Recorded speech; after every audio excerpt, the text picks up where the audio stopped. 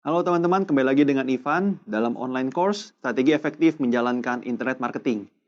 Di bagian kali ini, kita akan belajar tentang yang namanya market fit. Ada yang udah pernah dengar? Oke, kalau belum gini. Market fit pada dasarnya adalah sebuah proses untuk mencocokkan harapan pasar dengan apa sih yang bisa kita berikan.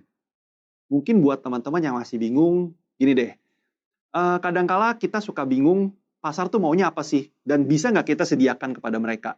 Biasanya ketika saya memulai satu lini bisnis yang baru, maka yang pertama kali saya lakukan adalah apakah pasar punya kebutuhan akan hal tersebut.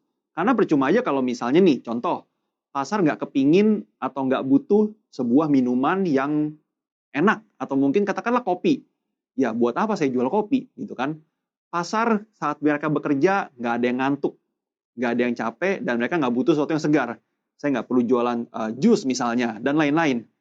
Di sini, yang namanya market fit itu terbagi dalam 4 bagian. Saya akan ambil satu contoh bisnis yang lagi ramai banget di Indonesia, kedai kopi, atau dalam bahasa kerennya coffee shop. Coffee shop kita bisa lihat di kota-kota besar ataupun kota kecil itu banyak banget. Anda boleh sebutlah brandnya. Ada yang formatnya restoran, ada yang formatnya kedai kecil aja, ada juga bahkan yang gerobak doang. Semua ada macamnya. Target market mereka tentu aja berbeda-beda, tapi secara keseluruhan pasar mereka mah sama, karena hampir semua orang Indonesia juga minum kopi. Kita ambil yang pertama dulu, yaitu apa yang mereka lakukan. Kata mereka di sini berarti adalah target market atau pasar. Oke, gampangnya gini. Kira-kira orang yang minum kopi atau suka minum kopi atau punya inisiatif untuk membeli kopi dari sebuah kedai, kira-kira itu kerjanya apa aja sih orang-orang ini? Apa yang mereka lakukan? Pertama, mereka mungkin adalah mahasiswa. Mungkin mereka juga adalah anak sekolahan, SMA, SMP, kita nggak tahu.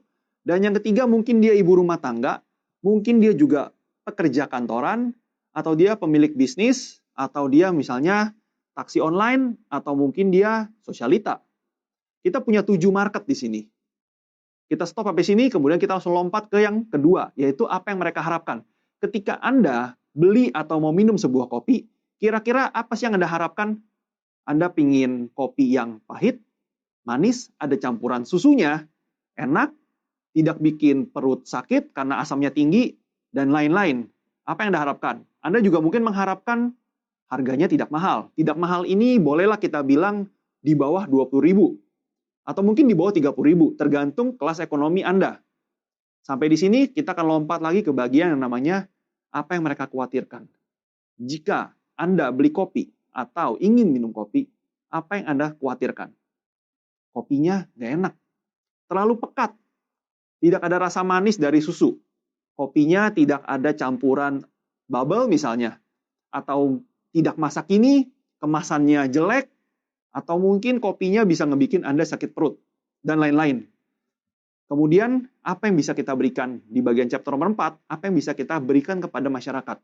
Dari segala macam itu, kira-kira kopi yang kita punya atau kopi yang bisa kita sediakan itu yang kayak apa? Misalnya, saya kasih contoh. Kopi kita, target marketnya itu untuk pekerja kantoran, karena harganya memang di atas Rp30.000. Jadi, dari 7 bagian ini, kita bisa matikan 6. Kita cuma tinggal sisa 1.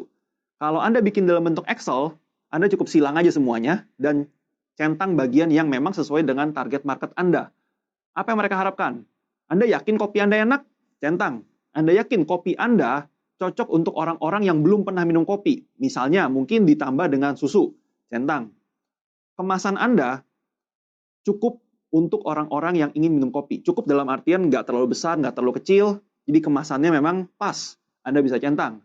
Atau mungkin, ternyata yang mereka harapkan, yang orang-orang harapkan adalah kopi di bawah harga 20.000, sedangkan Anda jual kopi di atas 30.000. Silang, karena Anda tidak bisa memenuhi harapan itu. Kemudian apa yang mereka khawatirkan? Kopi yang pahit. Mereka nggak suka kopi yang terlalu pahit, sedangkan kopi Anda memang hanya untuk orang-orang yang gila kopi. Anda cuma jual kopi pahit. Otomatis harapan itu Anda silang. Sementara buat orang-orang yang memang pengen kopi pahit, Anda bisa centang. Saran saya, Anda bikin ini dalam bentuk file Excel, supaya lebih rapi dan Anda bisa menata bisnis Anda dengan lebih enak. Karena jika Anda sudah bisa menentukan market fit atau kemauan dari pasar, Anda bisa terapkan ke dalam bisnis Anda. Karena nggak enaknya gini, kadang-kadang kita ingin memenuhi semua harapan pasar. Padahal itu nggak mungkin bisa Anda lakukan. Anda juga bukan Tuhan. Kalaupun Anda ingin terapkan semua, Anda bisa, duitnya bisa atau enggak. Karena kalau Anda ingin menerapkan semua keinginan pasar, otomatis Anda butuh budget yang gede.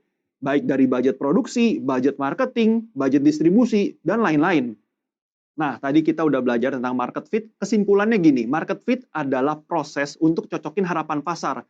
Artinya, ada yang bisa Anda penuhi, ada juga yang tidak bisa. Kalau memang Anda nggak bisa, jangan dipaksakan. Namun, Anda bisa kembangkan di kemudian hari. Karena pada dasarnya, harapan pasar kadang-kadang berubah-berubah juga setiap saat. Jadi makanya nggak perlu Anda paksakan.